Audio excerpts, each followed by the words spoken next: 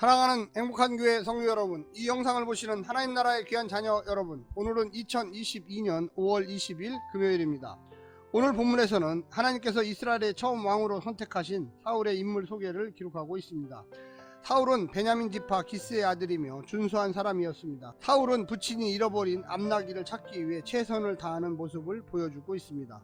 그가 암나귀를 찾지 못하자 사환의 충고를 받아들여 선견자 사무엘을 만나서 물어보려고 했습니다. 사울이 사무엘의 성읍을 찾아가는데 사무엘이 이미 그를 만날 준비를 하고 기다리고 있었습니다.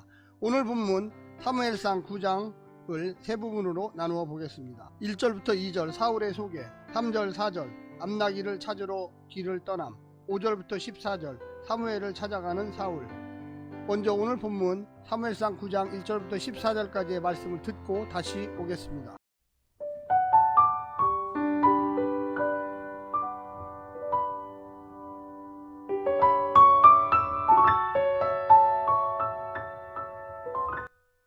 사무엘상 9장.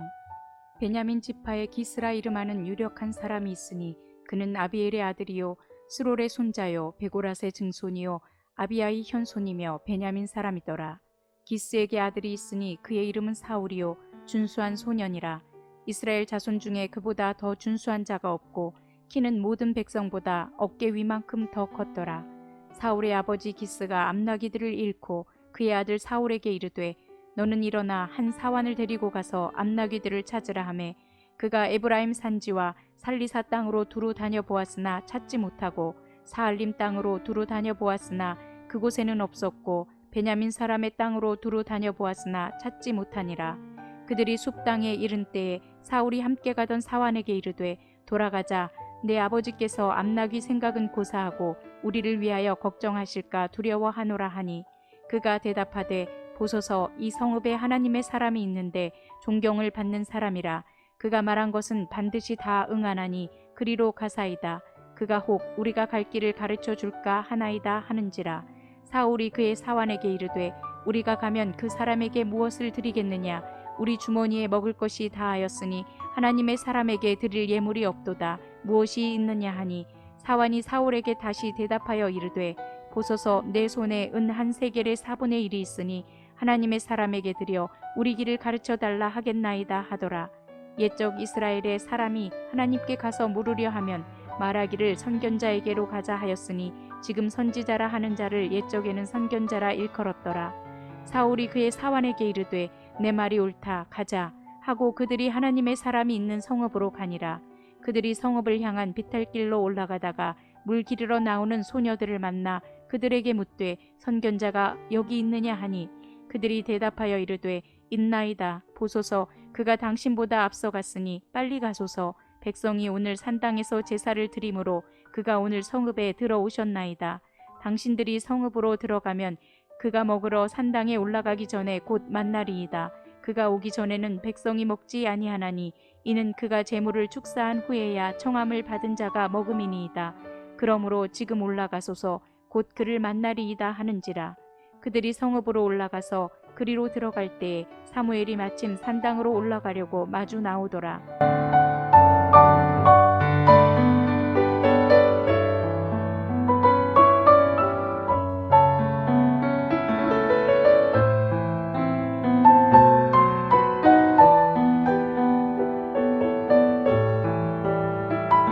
사울은 기스의 아들인데 기스의 4대 조상까지 족보가 기록되어 있습니다.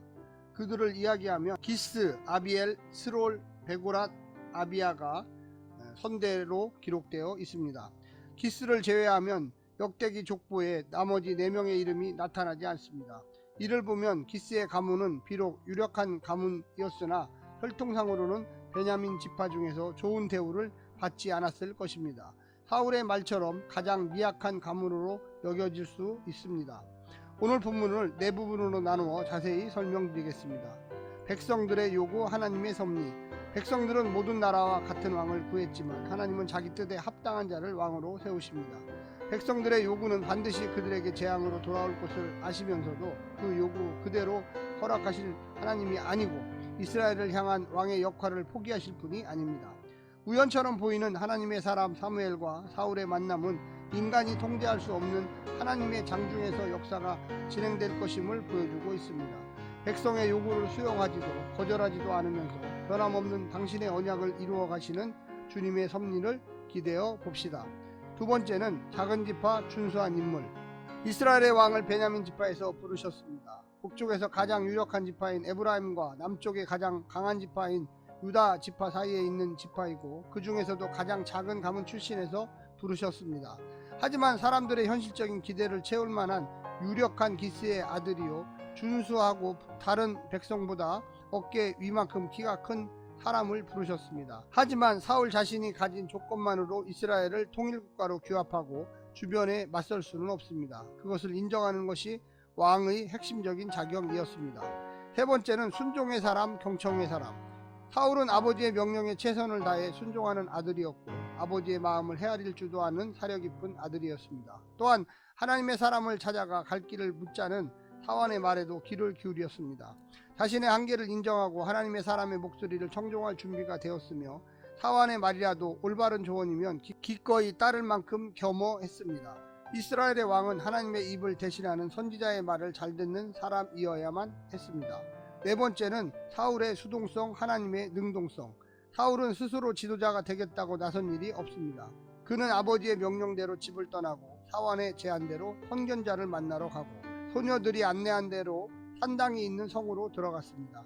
이스라엘의 왕은 모든 나라의 왕과 달리 하나님의 능동성을 최대한 발휘하도록 내드릴 줄을 아는 존재여야만 했습니다. 자신의 뜻을 관철하는 왕의 자리가 아니라 하나님의 뜻이 이루어지는 권력이 될 줄 아는 사람이어야만 할 것입니다. 오늘 본문을 통하여 은혜 받으시고요. 오늘 하루도 하나님의 뜻 가운데 사시기를 간절히 부탁드립니다. 샬롬.